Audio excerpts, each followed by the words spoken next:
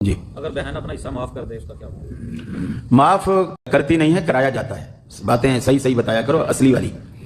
कभी दुनिया में ऐसा भी सुना है कि भाई ने बहन को अपने हिस्से माफ कर दिया? ये कुर्बानी देने के लिए सिर्फ बहनें ही रह गई हैं, सिर्फ बहनें ही कुर्बानी देने के लिए रह गई हैं।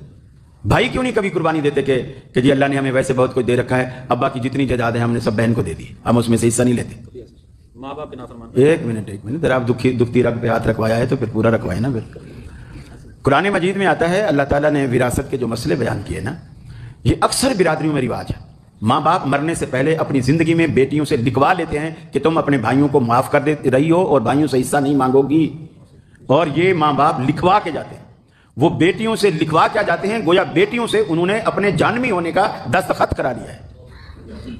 अल्लाह ने कुरान मजीद में जहां विरासत का पूरा एक रुकू है वो बयान किया है, विरासत के मसले बताने के बाद आखिर में कहा तिल का हुदूदुल्लाह, ये अल्लाह की हदें हैं।